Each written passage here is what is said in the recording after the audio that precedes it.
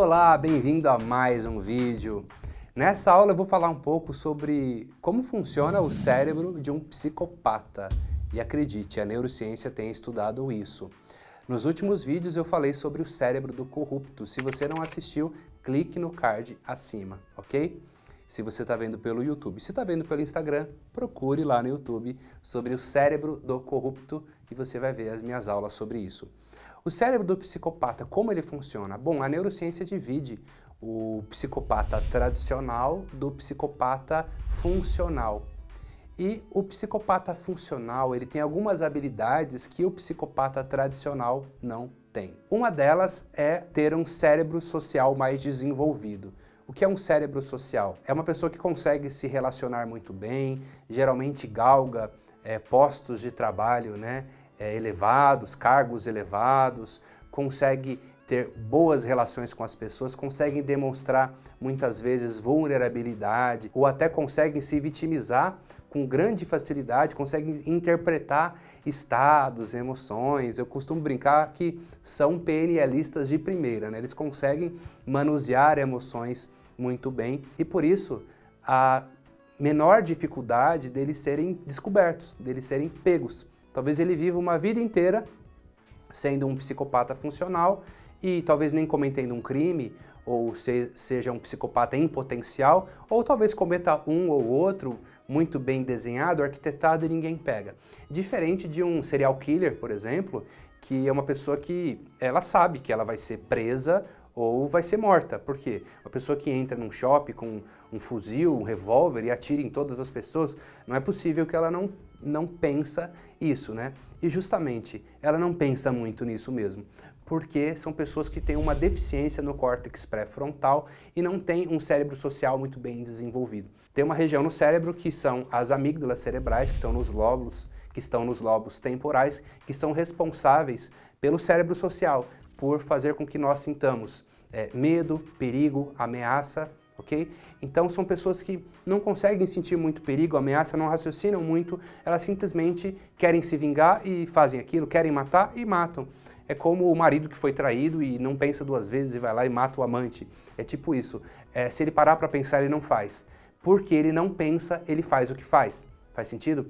Já um psicopata funcional, ele tem um manejo, uma flexibilidade muito grande. Ele consegue perceber que tem um risco muito grande dele cometer um crime, ele não faz, ele se segura. E olha, uma curiosidade, tem duas áreas do nosso cérebro importantes para a gente estudar sobre o cérebro do psicopata. Uma é a ínsula, a outra o cíngulo. E a ínsula é uma parte do nosso cérebro responsável basicamente por o ser humano sentir nojo, aversão. Então, um psicopata, tanto o funcional quanto o tradicional, vamos dizer assim, não ativa muito a ínsula. Ele consegue matar alguém, ver o sangue, ver a morte, consegue ver tudo aquilo sem sentir nojo daquilo. Pessoas comuns, vamos dizer assim, ativam a ínsula e sentem nojo e sentem medo também. E não fazem isso porque elas têm também uma aversão à morte, à dor, a machucado, a qualquer tipo de ferimento e por aí vai. Olha, tem um psicopata funcional que ele inclusive vai até o velório da vítima. Olha isso, tem muitos filmes aí de suspense que mostram isso, Imagina o domínio, a frieza da pessoa para fazer isso, não conseguir, para ela conseguir dominar essas emoções.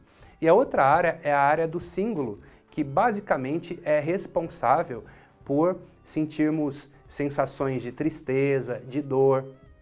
E os psicopatas funcionais, eles têm a área do cíngulo desenvolvida. Por quê? Eles conseguem se vitimizar com facilidade, se precisar chorar, ele chora, ele sente tristeza e muitas vezes talvez seja até real que ele sinta. Mas certamente ele tem um melhor córtex cerebral. Ele consegue raciocinar friamente, ele consegue inclusive esperar o momento de cometer um crime. Ou, poxa, não é hoje, amanhã é um dia melhor. Ele consegue fazer essa análise, enquanto o psicopata tradicional ele pega, faz, vai preso, ou já é morto, não é mesmo? Olha só, interessante, a gente perceber que essas regiões do cérebro, elas têm influência sobre uma pessoa ter maior propensão à psicopatia do que outras.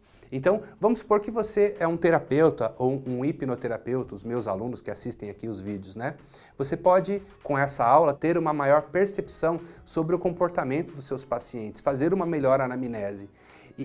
ter uma percepção se o seu cliente ele está realmente dizendo a verdade ou ele está simulando. Olha, tem pessoas que elas são tão articuladas que elas conseguem dobrar o terapeuta. Elas conseguem contar uma história que não é muitas vezes verdadeira e passa a ser verdadeira para o terapeuta. O terapeuta precisa estar atento, fazer uma boa anamnese para perceber estados emocionais, perceber a comunicação, o tom de voz, né? Então, um terapeuta que entende de PNL, por exemplo, se você é aluno meu de PNL, você aprendeu sobre a acuidade sensorial. E com a acuidade sensorial, você consegue perceber gestos, expressões faciais, o sentimento da pessoa que vem, a emoção da pessoa que vem no timbre da voz, você consegue perceber detalhes na comunicação da pessoa que a maioria das pessoas não consegue. Então, essa acuidade é muito boa para perceber se essa pessoa está mentindo, se ela está falando a verdade, pois isso vai fazer com que a condução da terapia seja bem sucedida ou não. Porque imagina, você acreditar numa história que muitas vezes é mentirosa e dar sequência naquilo, talvez você não entende por que não está funcionando a terapia. Porque muitas vezes a mensagem, a informação que o cliente está dando, talvez não seja verdadeira, certo? E quando a gente fala de psicopatia, uma pessoa para ter tendência psicopata não precisa necessariamente ser alguém que matou outra pessoa, mas alguém que tem essa tendência, ela tem essa potencialidade, que se precisasse, num caso específico, ela o faria, certo? E também, esse entendimento ajuda muito também a você, que não é nem terapeuta ou nem paciente, você que é uma pessoa que talvez esteja sofrendo algum tipo de abuso psicológico ou está correndo sérios riscos com um parceiro, um marido que muitas vezes tem tendências agressivas e vice-versa, né? E tudo isso é muito importante você entender o funcionamento do cérebro e começar a prever o que a pessoa pode fazer também. Porque talvez pessoas do seu circuito podem ser potencialmente perigosas, mas se você não está atento para isso, você não consegue nem mesmo se proteger. E as estatísticas mostram que existem mais psicopatas entre nós do que podemos imaginar. Então, temos que ficar atentos, calibrar a nossa acuidade sensorial e estarmos atentos para perceber detalhes, ok? Detalhes farão toda a diferença. Espero que você tenha gostado dessa explicação neurocientífica sobre como funciona o cérebro de um psicopata, ok? Clique aqui para se inscrever, curta, compartilhe, marque os seus amigos e até o próximo vídeo. Um grande abraço!